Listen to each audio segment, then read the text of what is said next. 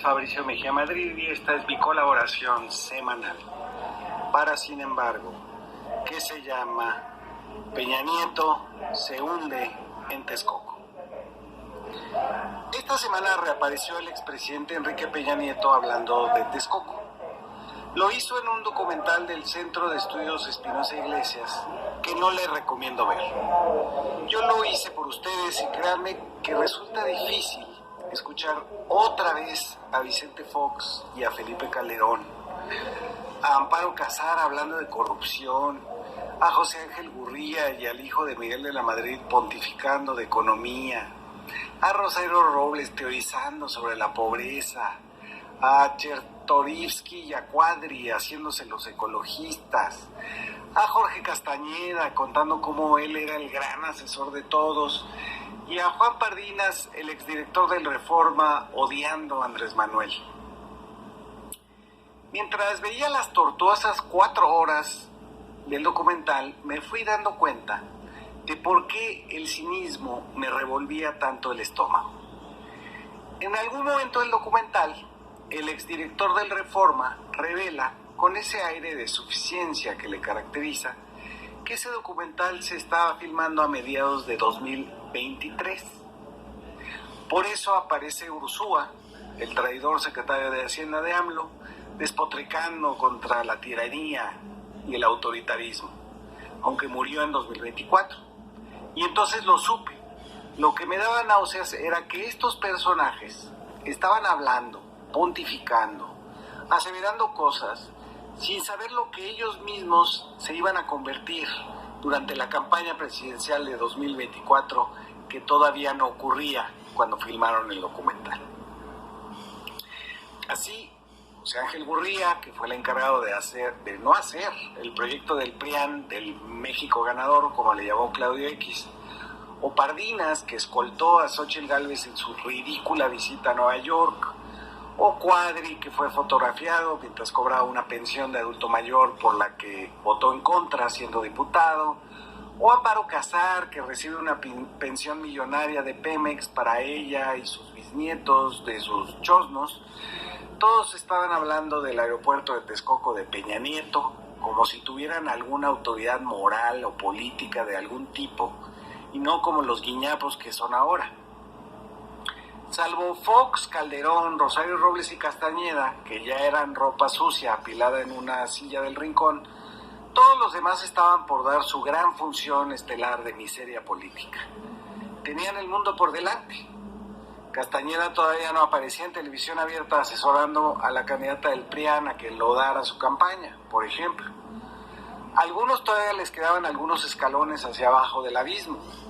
Todavía no apoyaban esforzadamente a Xóchitl Gálvez, al PRIAN y al MacPRIAN, porque aquí Chertorivsky todavía no era el candidato del Movimiento Ciudadano que iba a obtener el 7% en la Ciudad de México, ni de la Madrid, el candidato del PRI que aceptó que ni siquiera hubiera contienda interna contra Xóchitl Gálvez.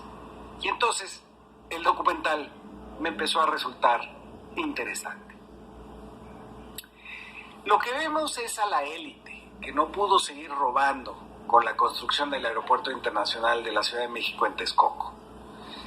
Es un México que se ha ido diluyendo, el de los proyectos incosteables de nivel mundial, clase mundial le llaman, siempre comparables con Europa o con Hong Kong o con Dubái, que resultan pozos de corrupción infinitos. De las organizaciones supuestamente académicas como Poder y México Evalúa, dedicadas a justificar los saqueos, de políticos que se aborazan sobre los recursos públicos como si no hubiera mañana,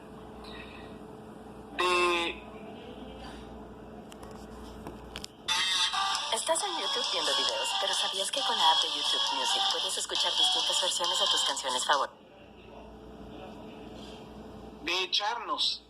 De echarnos en cara el haberlo sacado del poder con las urnas diciendo que no sabíamos lo que hacíamos.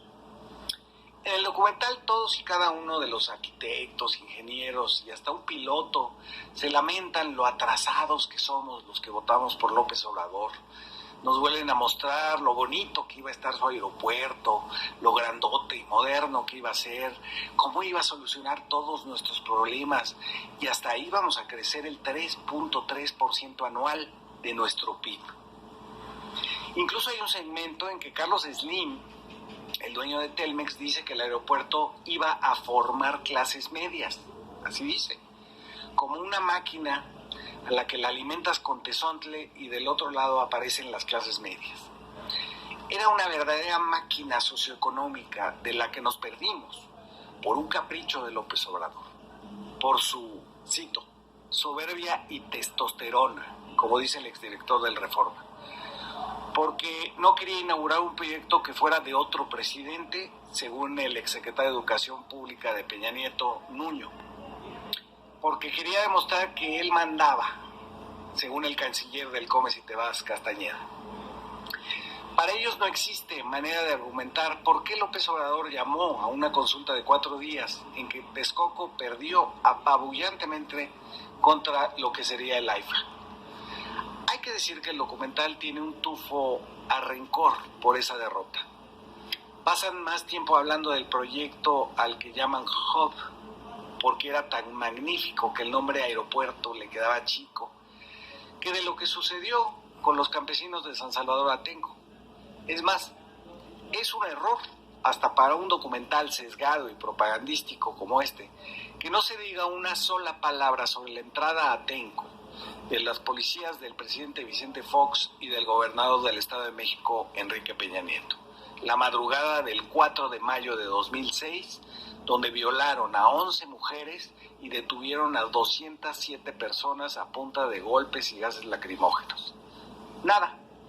Para la élite ese evento no existió. La lucha en defensa de la tierra de Atenco es encuadrada en que eran bien beligerantes, que afilaban sus machetes en las banquetas cuando marchaban en la Ciudad de México y que estaban infiltrados por Andrés Manuel, que según Fox los azuzaba. Todo el problema de San Salvador Atenco para esta élite es que no les ofrecieron suficiente dinero por sus tierras. No hay la más mínima comprensión de las luchas agrarias de esa región, que junto con Acolman, Tocuila, Nexquipayac, San Cruz de Abajo, San Felipe y el propio Atenco han dado la lucha desde inicios del sexenio de Salinas de Gortari hasta un poco antes. Las detenciones arbitrarias e ilegales, los abusos sexuales y violaciones a las mujeres, el allanamiento, el robo y las torturas que sufrieron los detenidos no existen para este documental de los empresarios resentidos por el cierre de su negocito de final del sexenio de Fox. Incluso Luis Telles, el secretario de Comunicaciones de Felipe Calderón, confiesa ahí que ellos mismos empezaron a comprar terrenos en las inmediaciones del hub de clase mundial, usando a terceros para evitar ser detectados por corrupción. Así lo dice en el minuto 43 del primer capítulo, que son 4. Nos faltan como 4,000 hectáreas para tener las 3 pistas y junto con otros colegas míos del gabinete que no tenían nada que ver con Secretaría de Comunicaciones y Transportes, pudimos comprar como 2,800 de las 4,000 que nos faltaban.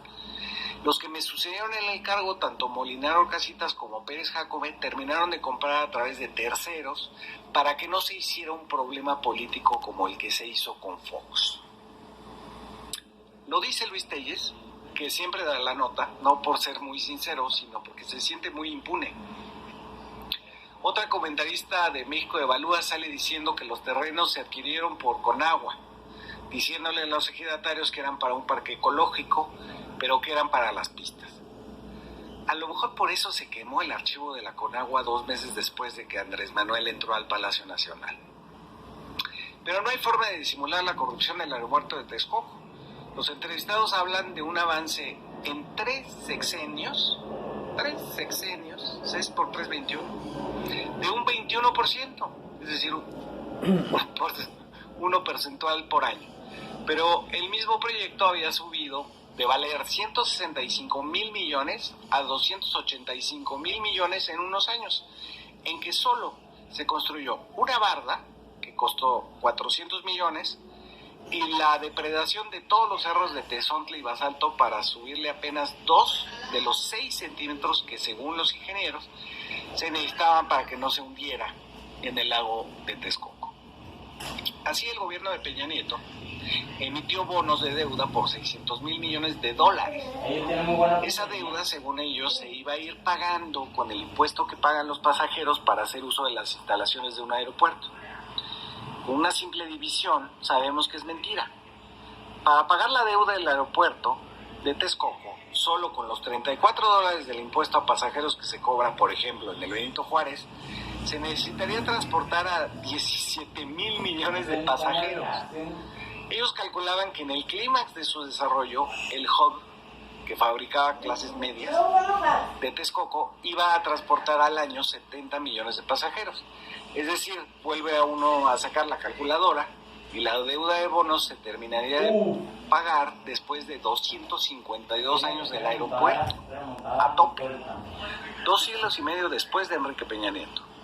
En el año 2270, cuando los chosnos de Amparo Casar sigan cobrando su $1,5 millones anual de su pensión en Pemex. Los entrevistados de la élite siguen insistiendo en que el lago de Texcoco fue un invento de Andrés Manuel.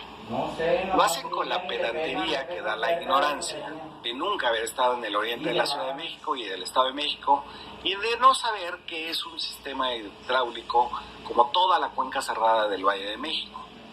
El exdirector de Reforma y Felipe Calderón siguen pensando que porque solo ven la presa Nabor Carrillo, ahí no hay más que páramos desérticos, se dice.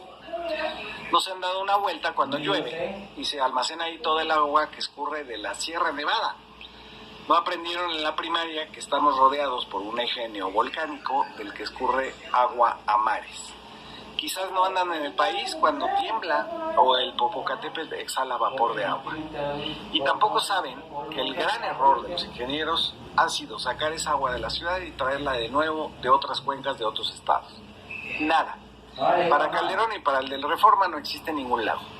Y claro, si no existe, pues no hay daño ambiental. Y tampoco patos que comen ahí el pasto salado. Con uno de esos patos metidos en una turbina de avión, tienes un accidente que mata a 300 pasajeros. Pero se desgañitan, anunciando un tremendo accidente que según ellos será inminente, en el 2023, entre los vuelos del AIFA y los de Toluca. ¿Quién sabe por qué los aviones en París, entre el Charles de Gaulle, el Orly y el BBA, no chocan? Porque son franceses y esos sí son de clase mundial. Pero acá, el capricho de Andrés Manuel hizo que los ingenieros militares que construyeron el AIFA, las agencias aeronáuticas internacionales y hasta los controladores aéreos no sepan nada y todo lo hagan al chilazo, embarrando los aviones contra los cerros. Eso es lo que dicen ahí, en ese documental, que hacen a diario los pilotos y ellos se frotan las manos en espera de un accidente mortal. Dice en el documental José Ángel Gurría que salió más caro cancelarlo que seguir adelante poniendo bardas de 400 millones y desgajando cerros de Tezontle alrededor. En ningún momento pone de manifiesto que $6,000 millones de deuda no tienen nada que ver con los 7,000 millones que el gobierno de Andrés Manuel destinó para las recompras de bonos. Insisten, en cambio, en una especie de ilusión de lo que no fue. Sin haber proyectado nunca servicios de agua, luz, transporte, educación en la zona del aeropuerto, ellos siguen creyendo que la sola presencia del hub de clase mundial ahí iba a generar, como dice Calderón, quizás millones de empleos. O como dice Rosario Robles, 400,000 empleos por generación espontánea, surgidos del Tezontle y de la diosa Starbucks. Y cuando el tirano caprichoso de López lo canceló, cito, la gente estaba muy triste porque sentía que el aeropuerto era suyo, asegura Yuridia Mascot, que era entonces la subsecretaria de Comunicaciones de Peña Nieto. Nos perdimos las protestas de los cientos de miles que sentían el aeropuerto como suyo. Nos perdimos sus lágrimas, nos perdimos su dolor. Como dije, el documental es una exhibición impúdica de una élite que pensó y sigue pensando que ellos son todo México. Por eso, cuando hablan de la consulta, lo hacen desde el desdén del millón que fuimos a rechazar el aeropuerto en Texcoco y exigimos la renovación de la zona lacustre. Dice, por ejemplo, Federico Patiño, director del Grupo Aeroportuario de la Ciudad de México entre 2015 y 2018. Dice, en esa consulta pusieron urnas en Tabasco, Chiapas, Oaxaca, donde la gente no utiliza los aeropuertos.